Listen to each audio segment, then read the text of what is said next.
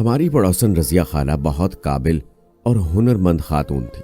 मैं जब 5 साल की थी उनसे सिपारा पढ़ने जाती थी।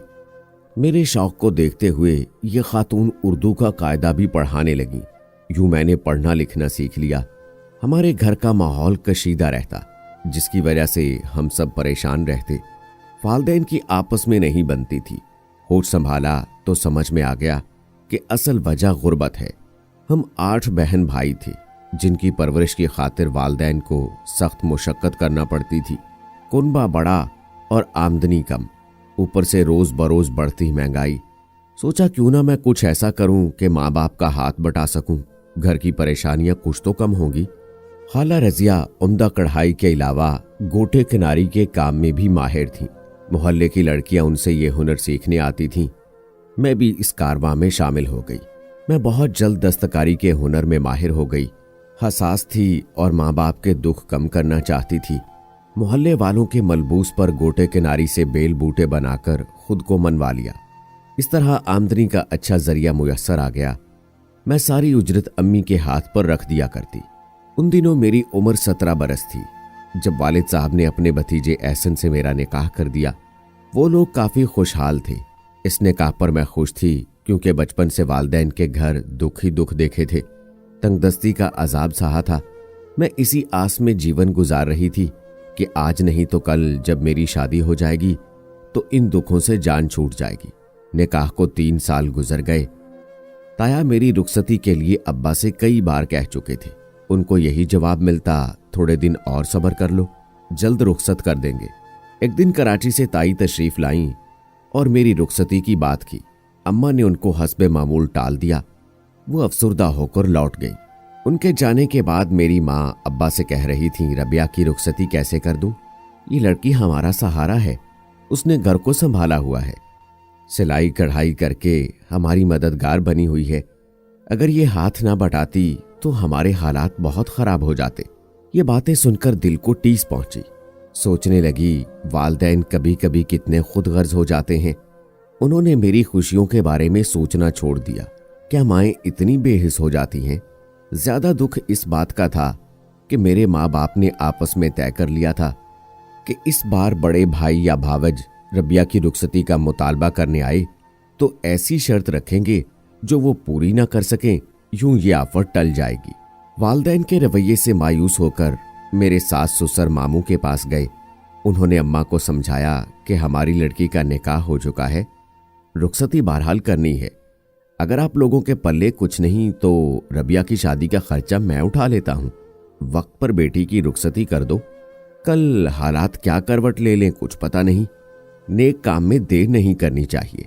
वालदा पर अपने बड़े भाई की बातों का कोई असर ना हुआ। उन्होंने शर्त रख दी, अगर लड़का और उसके माँ बाप यहाँ गांव में आकर मुस्तकिल रहाइश इख्तियार कर लें तो मैं बेटी को रुखसत कर दूंगी, वरना नहीं। मैं इतनी दूर अनजान शहर में रबिया को कैसे भेज दूं? जब उसे दुख सुख में हमारी जरूरत पड़ेगी हम वहां ना जा सकेंगे। मेरे ससुराल वालों के लिए यह मुमकिन ना था। ताया का वहां जमा जमाया कारोबार था, कराची में जाती घर भी बना लिया था। वो गांव आकर क्या करते? एहसन के वालिद मायूस होकर चले गए। जब एहसन को मेरे वालिदैन के इनकार का इल्म हुआ तो उसे बहुत दुख हुआ। हमारी महज मंगनी न हुई थी बल्कि निकाह हो चुका था। वो हमारे घर आया ताकि अब्बा से बात करे। इसका मेरी अम्मा ने इस कदर बुरा मनाया कि उसे खूब बुरा भला कहा। वो गमजदा होकर लौट गया। दुख की बात यह थी कि अभी वो हरफ मद्दुआ भी जुबान पर न लाया था कि मेरी माँ ने उसे आड़े हाथों लिया और बेइज्जती करके रवाना कर दिया। मुझे ये बात सख्त नागवार गुजरी। क्या कोई औरत अपने होने वाले दामाद से ऐसा बुरा सलूक रवा रखती होगी जिसके साथ उसकी बेटी का मुस्तकबिल वाबस्ता होता है? इस बात का इस कदर दुख हुआ कि मैं बीमार पड़ गई। मेरा खाना पीना छूट गया, इंतहाई कमजोर हो गई। काम करने की सकत भी ना रही। जिनके कपड़े सीने के लिए आए थे वो अधूरे रह गए। उनकी शादियों की तारीख करीब आ गई। मोहल्ले की औरतें लड़ने आ गईं। हमारी साख खराब हो गई। सिलाई कढ़ाई का काम मिलना बंद हो गया। इस जरिए आमदनी पर ताला लग गया।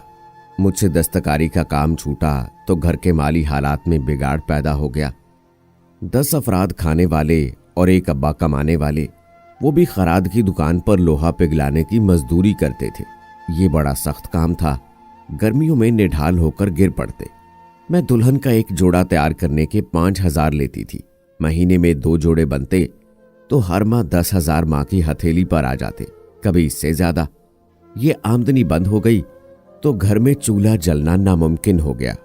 ऊपर से एक बहन माजूर थी जिसकी देखभाल और खिदमत गुजारी का फरीजा भी मेरे जिम्मे था। घर के हालात बिगड़ते देखकर माँ ने अब्बा से कहा, देख लो, तुम रबिया की रुखसती की हिमायत कर रहे थे। बीमारी की वजह से काम बंद हुआ है तो फाकों तक नौबत आ गई। ये अगर रुखसत होकर चली गई तो हमारे बच्चों का क्या होगा। मैं मायूस हो चुकी थी, लेकिन आखिरी बार फिर मेरी सास आ गई। कहा कि अभी वक्त है, आप लोग सोच लें। मनकूहा बेटी को तुमने रुखसत तो करना है। हम अपने हैं इसलिए इतनी ताखीर बर्दाश्त की है। गैर होते तो लोगों के ऐसे रवैये पर तलाक थमाकर चले जाते। माँ ने जवाब दिया, भावज, हमें बेटी की रुखसती नहीं करनी, हमें तलाक ही चाहिए, क्योंकि डॉक्टर ने बताया है कि रबिया को टीबी है। इसकी शादी नहीं करना, वरना जिसके घर जाएगी वो भी इस बीमारी का शिकार हो जाएंगे। माँ ने सरीहन झूठ बोला था। ताई भी उनके झूठ को समझती थी। जवाब दिया, रबिया हमारी अपनी बच्ची है, टीबी है या जो भी बीमारी है हम इलाज करवा लेंगे, तुम बस रुखसती कर दो। जवाब मिला, तो फिर कराची को हमेशा के लिए छोड़कर आ जाओ। यहाँ आ गए तो क्या करेंगे? खेती बाड़ी या मजदूरी हमारे बस की बात नहीं है। मैं समझ लूं कि तुम्हारी तरफ से साफ इनकार है। रिश्ता तोड़ना चाहते हो? माँ ने कहा, हाँ। कह तो दिया हमें तलाक चाहिए, और कैसे कहूं? माँ की बात सुनकर मैं बेहोश हो गई। ताई ने भी महसूस किया कि मुझे सख्त सदमा हुआ है। वो एक दिन और ठहर गई। जब मुझे होश आया तो मौका पाकर कह गई, तुम हमारा साथ दो, हम तलाक नहीं देंगे, तुम्हारी माँ को बाद में मना लूंगी। वो चली गई और मैं उनकी बात पर गौर करने लगी। ताई ताया का साथ दूं, उनकी पनाह में चली जाऊं, या मुतल्लका होने का दाग लगवा लूं? ऐसन भी मुझे चाहता था। मैं किसी सूरत उसके साथ निकाह के बंधन को नहीं तोड़ना चाहती थी। सोचती थी अगर इस बंधन को तोड़ना ही था तो मेरे माँ बाप ने उसे बांधा ही क्यों था। ताई का घर हमारे मकान के बराबर था। जब कराची से चंद दिन के लिए आते उसी में कयाम करते। रात को जब वालदैन सो गए मैं कुंडी खोलकर उनके घर चली गई। मैंने उनसे कहा, मुझे तलाक ना दें, हर तरह से आपका साथ दूंगी, जितना हो सका माँ बाप का भी साथ दिया है। अब घर बसाना मेरा हक है, अपने बच्चों की जिम्मेदारी वो खुद उठाएं। मैं मैके की गुर्बत से तंग हूं, अब मजीद मेहनत नहीं कर सकती। टूटे हुए दिल से लोगों के कीमती मलबूसात को गुल बूटों से नहीं सजा सकती। शादी के बाद ये मेहनत कर लूंगी और जो उजरत मिलेगी अपने गरीब वालदैन की नजर कर दूंगी। ताया अब्बू को मेरी ये बात पसंद आई। उन्होंने तायद की। सुबह मुंह अंधेरे मेरे ताया ताई और एहसन बस अड्डे गए। मैं भी उन्हीं कपड़ों में जो पहने हुए थे उनके हमरा थी। हम बस से सफर करके अगली सुबह कराची पहुंच गए। मेरे पीछे जो हुआ बयान से बाहर है। माँ ने बहुत शोर मचाया मगर मैंने उनकी एक ना सुनी। मामू को मुझे लेने कराची भेजा लेकिन मैं ना गई। अब मैं अपने शौहर के घर बतौर उनकी बीवी मौजूद थी। ताया ने वलीमे की एक छोटी सी तकरीब का एहतमाम किया जिसमें मोहल्ले वालों के अलावा उनके कारोबारी दोस्त अहबाब भी शरीक थे। मेरे शौहर और सास ससुर ने इतना मेरा ख्याल रखा कि मैं उन पर फरीफ्ता हो गई। ससुराल आकर पहली बार मुझे जिंदगी और खुशी का एहसास हुआ। मुद्दत बाद अच्छे कपड़े पहने और अच्छा खाना नसीब हुआ। सुकून की नींद मुयस्सर आई। माँ बाप की रोज की डांट फटकार से जान छूट गई। तेजी से रूबाई सेहत होने लगी। जल्द ही रंगरूप निकल आया। मैके में दस्तकारी से ज्यादा मुझे छोटे बहन भाइयों की खिदमत ने थका दिया था। सबसे बड़ी होने के नाते होश संभालते ही वालदैन की औलाद को संभालना पड़ा था। माँ जन्म देती जाती और मैं उनके बच्चों को नहलाने धुलाने खिलाने पिलाने और पालने की ड्यूटी सरंजाम देती रहती। यहाँ सुकून था। ताया और ताई में ज़हनी हम आहंगी थी। उनमें लड़ाई न होती थी। सब सुलह और प्यार मोहब्बत से रहते। अब तो मैं ख्वाब में भी मैके लौटकर जाना नहीं चाहती थी। मेरी शादी को 6 माह गुजर चुके थे। इस दौरान वालदा ने कई रिश्तेदारों को भेजा कि ताया पर दबाव डाले, वो हमारी बेटी को भेज दे। मैंने इनकार कर दिया। ईद में 1 हफ्ता बाकी था कि एक दिन अचानक माँ आ गई। आते ही मुझसे लिपटकर धाड़े मारकर रोने लगी। उनको बिलखता देखकर मैं भी रोने लगी। वो मेरी माँ थी जिसने मुझे जन्म दिया था। एहसन ने वालदा को तसल्ली दी, माफ़ी मांगी और कहा, चची जान, ये आपकी बेटी है, घबराइए नहीं। हम इसे मैके आने जाने से कभी नहीं रोकेंगे। मैं खुद रबिया को लेकर आऊंगा। अम्मा की मेरे ससुराल में बहुत इज्जत और खातर मदारत की गई। सबने उन्हें आंखों पर बिठाया।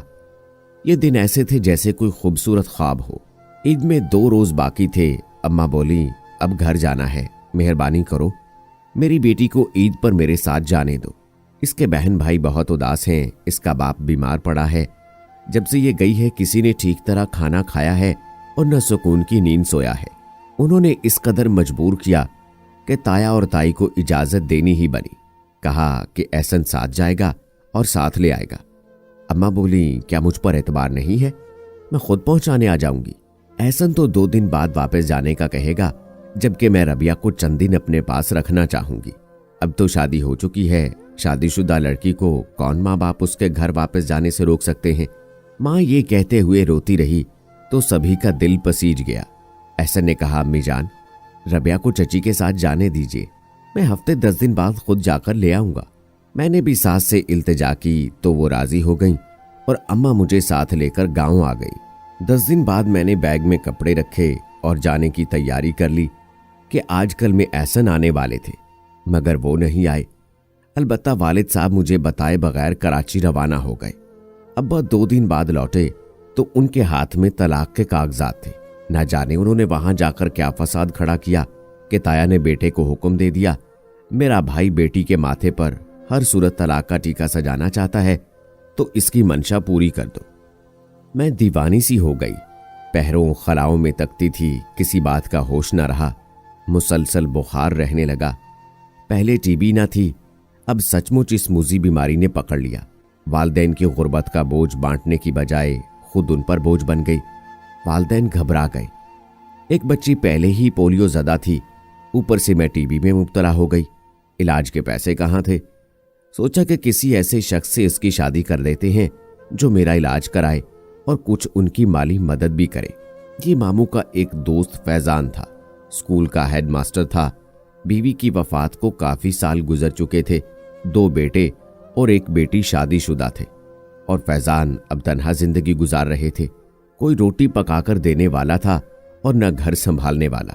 तन्हाई से तंग थे। मामू ने मेरा जिक्र किया लेकिन टीबी का ना बताया। उस शख्स ने मुझे निकाह में लेने की ख्वाहिश का इजहार कर दिया। बदले में वालिद की शर्त भी बता दी कि शादी के खर्चे की मद में 5 लाख देना होंगे। मास्टर साहब खुशहाल आदमी थे, उन्होंने ये सौदा बखुशी कबूल कर लिया। मेरे माँ बाप की गुर्बत का वक्ती हल निकल आया और टीबी की मरीजा बेटी से भी निजात मिल गई।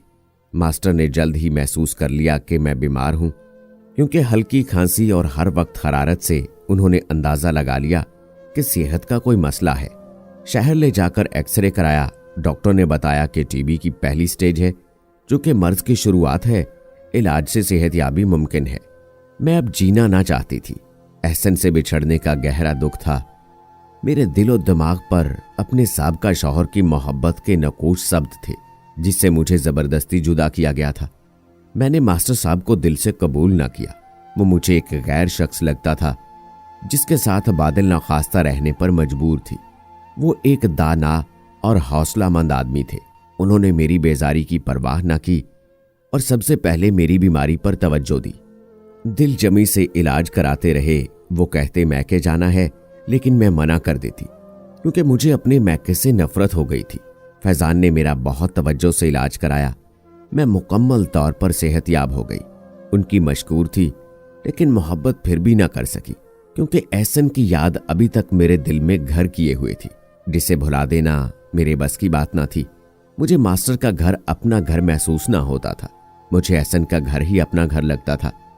एक दिन मेडिकल स्टोर पर दवा ले रही थी कि अचानक एहसन वहां आ गया।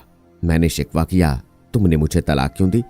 वो बोला, चचा अपने आप को छुरा मारकर खत्म करने वाले थे।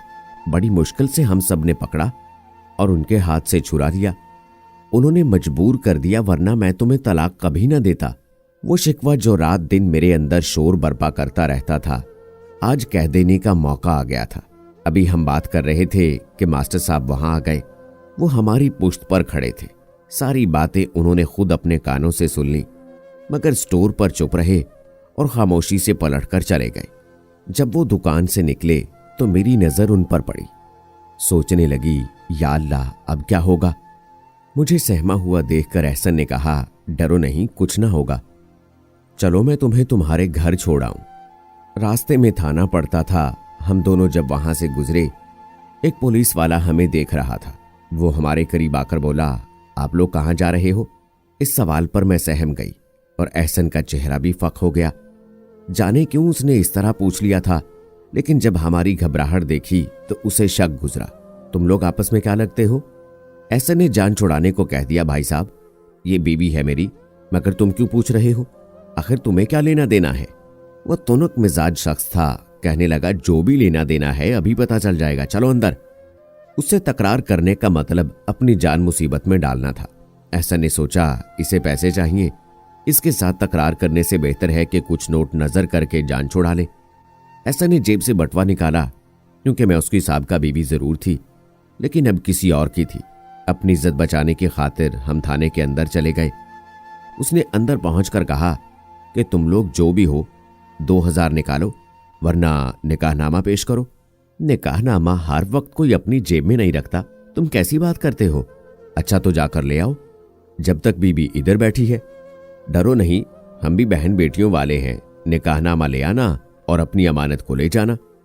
दरअसल वो हम लोगों की घबराहट देखकर शेर हो गया था।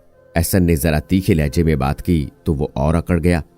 सच सच बता दो, तुम लोग आपस में कौन हो, वरना हदूद केस में अंदर कर दूंगा। मेरे पैरों तले से जमीन निकल गई, आंखों के आगे अंधेरा छा गया।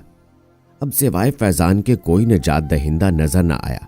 मैंने उनका नाम लिया कि वो मेरे मौजूदा शौहर हैं, एहसन कजन है।